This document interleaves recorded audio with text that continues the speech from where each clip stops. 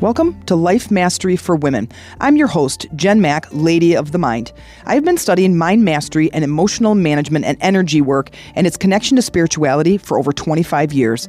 And in this podcast, I help guide you out of your daily struggles in life in the areas of health, wealth, relationships, and spirituality. Life is hard, but your daily growth doesn't have to be. Join me 3 times a week as I lead you inward on a healing, connecting, and creating journey. Let's go get that nugget of inspiration towards your transformation. Hey ladies, it's Jen Mack, Lady of the Mind. Welcome to today's episode where I hope I'm finding you honing in on your strengths. If you are not honing in on your strengths, then it is my intention that in today's episode, I give you just one nugget of inspiration towards your transformation. So honing in on our strengths, that is not something that we are taught. What we are taught is, yep, your strengths are great. You're basically all set there. So now we need to focus on your weaknesses. I don't know about you, but that made me more annoyed than anything possible. Because here's what happens. Like you take public schools, and you put these kids in school and you say, wow, Elizabeth, you are really, really good at writing and language and language arts. Like you could be a writer one day. You might hear one teacher say that, right? And then she goes to math and her teacher says, you know what, Elizabeth, math is really important and you really, really have kind of a weak area here. And I think that it's important that you really work on your math. And she's like, I really hate math. And the teacher goes, we do sometimes hate our weaknesses, but you're going to like it once you become better at it. And Elizabeth goes, fine, I'll do it, right? She doesn't want to get in trouble. And then years later, Elizabeth is now an adult and still is not very good at math. But here's the thing. She graduates believing that she's not very good or very smart. That was a little bit of my story where it wasn't the math that I didn't like. It was the teachers I didn't like. They were not terribly encouraging, for one. But I tell you, I got like a D- in all of my math classes when I was in school and in high school. But I got a 4-point in algebra when I went to college. And so the teacher was quite different than what I was dealing with in high school. So the teacher makes a difference. But I will tell you this. I left school feeling like I was dumb. I felt like I was not smart enough. And I overcompensated that by learning every single thing that I could get my hands on. Like I have over 300 books in my possession. I have easily 400 books in my Kindle. I read, I learn, I study, I grow, I research, I practice, I teach, and I've overcompensated, but it has led me to a place where I am right now. But I will tell you this, strength and working from that area is going to make you feel like $1 million instead of honing in on the skills that are a weak area for you. There's a reason why we live on the planet with like 8 billion other people is because we all have strengths and we all have weak areas. And there's nothing wrong with that, but we need to put a team together. So Elizabeth, hopefully, she is going to date and or marry a financial planner, someone who is really good at math, a banker, a businessman, someone who can help her with math while she does other things that are in her wheelhouse. So let me give a really good an analogy. And you know what? I say really good analogy because all of my analogies are good. So check this out. I was on the phone yesterday with, actually, let me just back up for a second. So Amy and I have a really, really great opportunity to go to a business retreat in Miami, Florida. And we're extremely excited about going. Not only is it like a little mini vacation, but funny enough, about last year, I was telling her I wanted to take her to Miami. I've never been there. I feel like it would be a really cool place. Some people absolutely hate it. So I don't really know if it's cool or not, but I remember saying last year that I wanted to take her there. So anyway, so we get to go. We're going to a retreat and we're going to see a woman that I've been following for a couple of years now when I started my really wanting to grow my group coaching practice. And I went to YouTube and I typed in, I don't know, how to start a group coaching program or something. And she popped up with like hundreds of videos and I have been digesting and like consuming all of her content for a couple of years. I just love her. I love following her. She's amazing. She's brilliant. Her name is Michelle Villalobos. And we are going to go to a retreat, a 3 full-day retreat in Miami.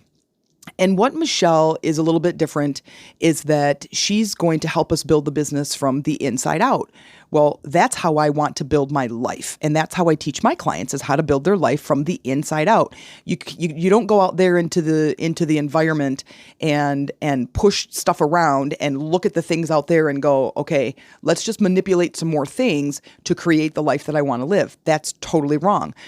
Build it from the inside, and the outside starts to take shape. So she has us fill out this. We do a couple of different questionnaires, and she's got some coursework and some paperwork for us to fill out that is all about us getting to know ourselves. Well, I've been an entrepreneur for 20 some years, and an entrepreneur really is on a personal development journey, because as I push the ceiling of my business and my ideas, I am constantly learning more about myself. So I know quite a bit about myself. And so anyway, so in the directions for taking these, there's a couple of sort of like personality quizzes. It's not really about your personality, but it's about your strengths is actually what I'm talking about today. So anyway, we're going to take this test, and in the write-up, in the email that we got that has the link to go take this test, says, make sure you give yourself about 20 minutes to take this test. And, oh no, it was 35 minutes to take this test, because we took another one. So anyway, 35 minutes to take this test to find out your strengths. You guys, it took me hardly 10 minutes to complete it, because I know a lot about myself. I have taken every quiz under the sun. I have learned, because I get stuck and I'm like, okay, I need to learn more about myself. And that's what I've been doing for 20 some years is I get stuck somewhere. I have a parenting issue, and I'm going to go get a parenting book. I'm going to take a parenting course. I'm going to read and write and learn and research so I can become a better parent. I don't try to manipulate and coerce my kids, though sometimes I am human, and sometimes that does happen for any of my kids who are listening. So, but the other is in business, in marketing, in creating, in writing, in emails, in content. I've done all of that. I've learned all of that stuff. And not long ago, just last June, I believe, I was a part of another program, which I'm sure I talked about in my podcast. And it was all about content writing. So as a coach, and I have a couple of Facebook groups, and I'm like, I need to put content out there, and I'm not very good at it, right? Like Elizabeth, not very good at math. And so I'm thinking, I got to get better at it, though I hate it. I don't want to do that. I don't like initiating conversation unless it's already with people I know, and I can go really deep, really fast, because I absolutely hate small talk. Hate it. So I go to this course. I paid a lot of money to be a part of this content creation course. And it's there's a bunch of live calls. There's like 2 or 3 every single week for like 16 weeks. And I'm a part of this course. And what happened is this lady, she figured out how to run a business based on her strengths.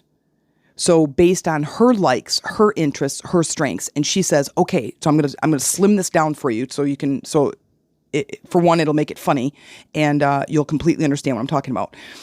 So, and I'm going to exaggerate a little bit because that's fun too. So she goes, she's in business for herself. She creates this business, and she's like, oh my God, like I'm totally successful. And I've got 3 steps that if anybody follows these 3 steps, they will be successful like me.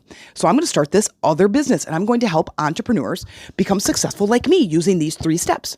And I go, okay, I think that sounds fantastic. And I'm going to charge top dollar for this. And so she gets all of these people to come in and pay top dollar to do her, quote, cookie cutter approach to business. Okay.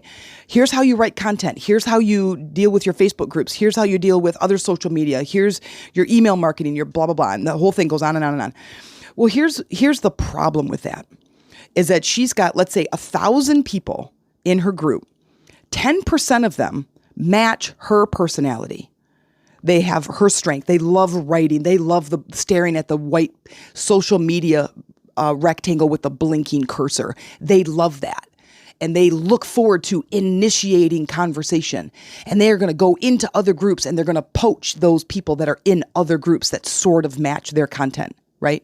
And I'm like, dude, I hate every single thing that you're saying, because I'm in the 90% where I don't have that personality, and I'm not going to go do that. And I'm not going to write somebody every single day. For what? The rest of my life? How does that create freedom? I have a high need for freedom if you've been paying attention to my podcast.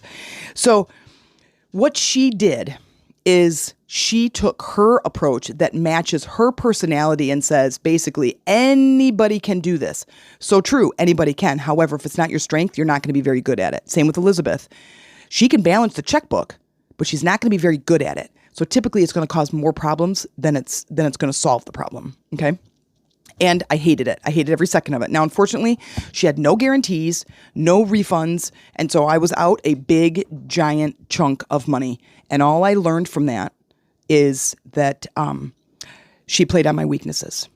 Okay. She didn't have a personality test. She didn't say, okay, only those of you that have this type of personality are going to be a good fit for my program. She's like, I'm just going to sell it to anybody and everybody and say that anybody can do it. Here's my analogy. This woman is a monkey, and she realizes she can climb to the top of the trees to get the best fruit. And I, monkey, I know how to get to the top of the tree to get the best fruit. And I want others to be able to enjoy the best fruit. So she gets a gathering of all of these other animals from the forest and the ocean.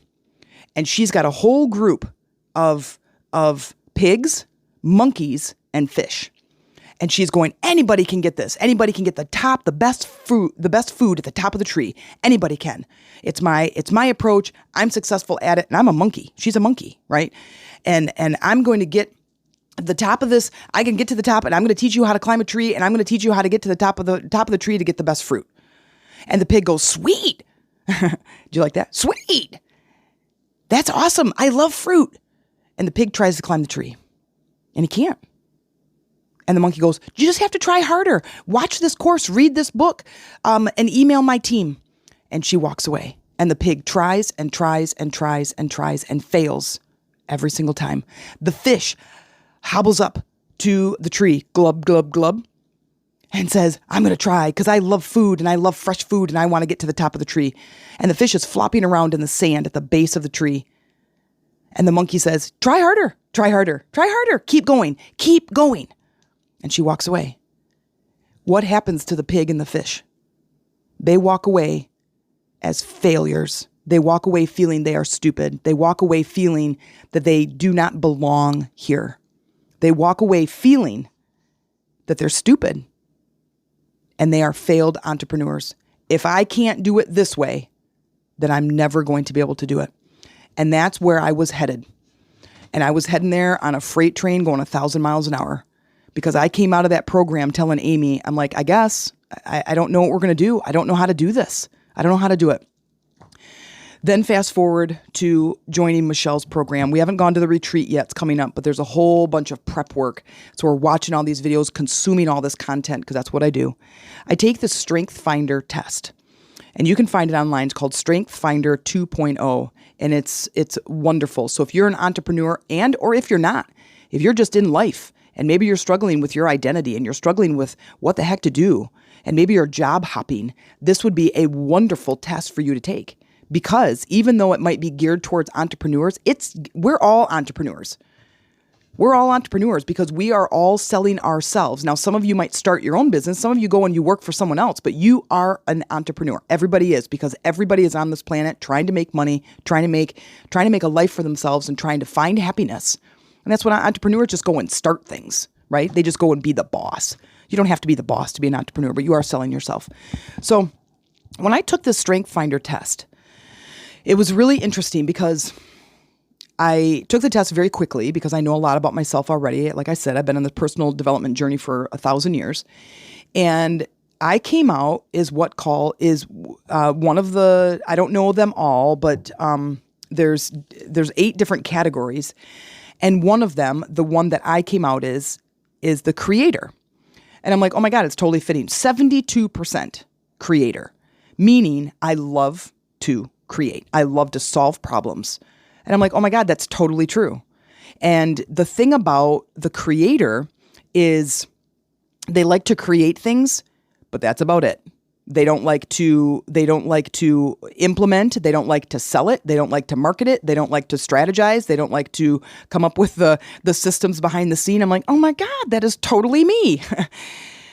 Luckily for me, Amy is the opposite of the creator. So in her video, hers is called The Trader, Trader, like a stock trader. We're trying to figure out how it all fits because obviously she doesn't trade. No, I shouldn't say obviously, but she doesn't trade stocks. But anyway, but in her little video explaining what her result was, the guy said, "You are basically the anchor to the kite or the balloon." I'm like, oh my God, we call her that all the time. She's very grounded. So she's a perfect support for my business and for me in general. I spend the money, she manages the money. We both spend the money pretty good, but she's definitely better at it. So here's what I want to share with you. Here's the nugget that I want to share with you is if you're an entrepreneur or if you're not, I think that finding your strengths are so important, and you are getting signs and signals all the time about the things that you need. Pay attention to what you say when you're frustrated, because here's some of the things that I said. When I would get frustrated trying to push my business along, like, why can't I market this thing? Why aren't people signing up? Why aren't people showing up? What is happening, right? And I would say things like, I can't do this alone. I need a team.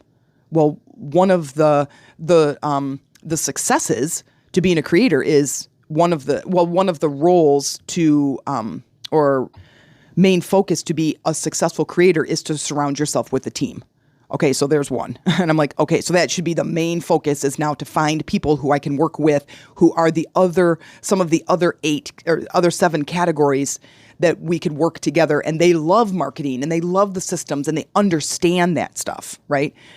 I don't. Like, it's really, really hard for me, and it's very, very overwhelming. Well, when it becomes overwhelming, I'm like, I'm out. I'm going to go for a bike ride. I'm going to go walk the dogs. I'm out, right? Well, then my business doesn't grow, okay?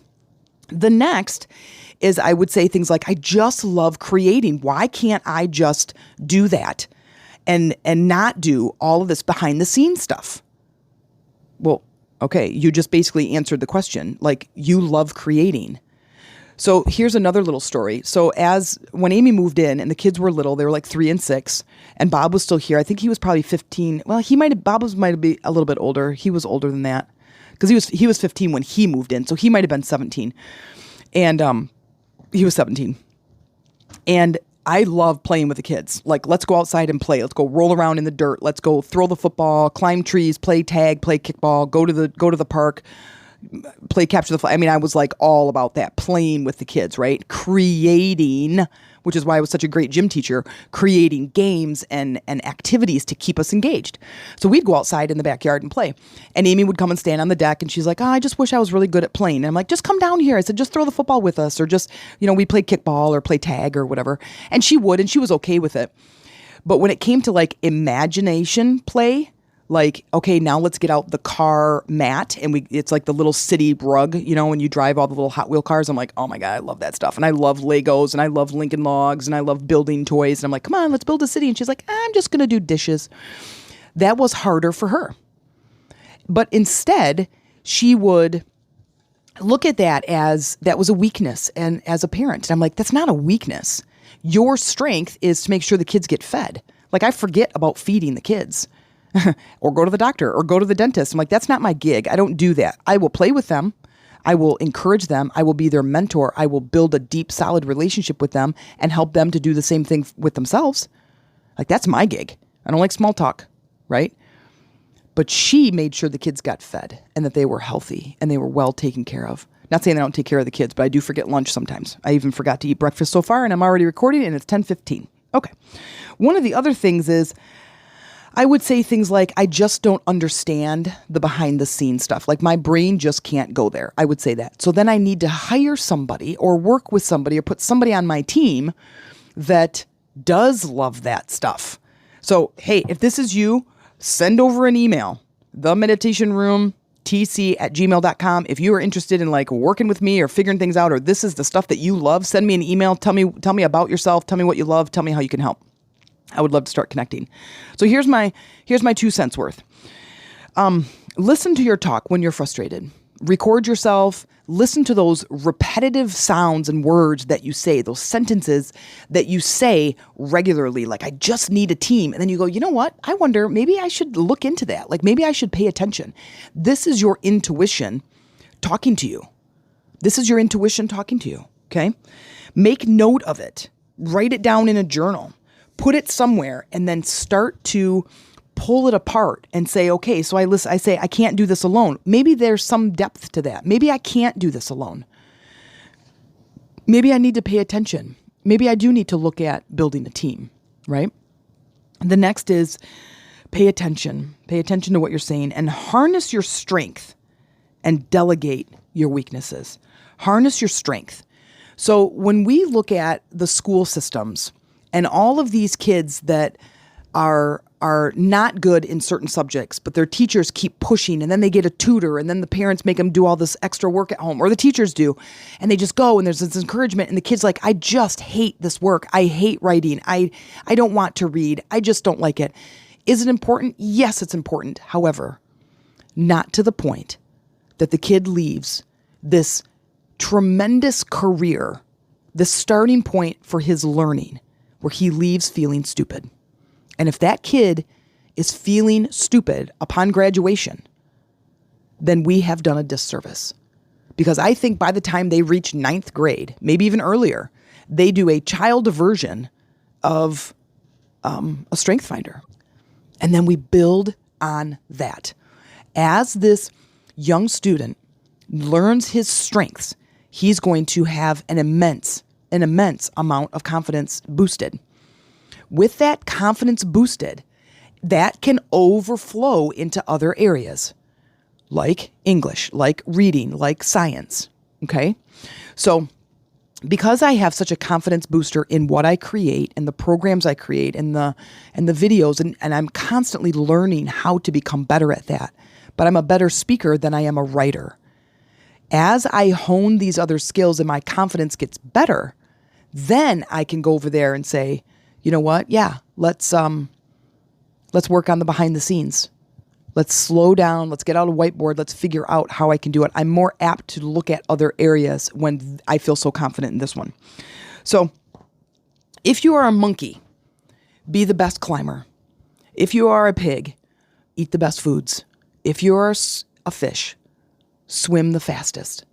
And listen, yes, you can. Go find your strengths. Search Strength Finder 2.0.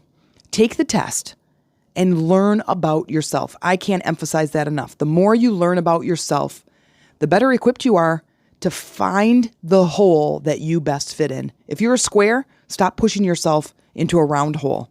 If you would be better working with people, then stop working in a factory where you work by yourself.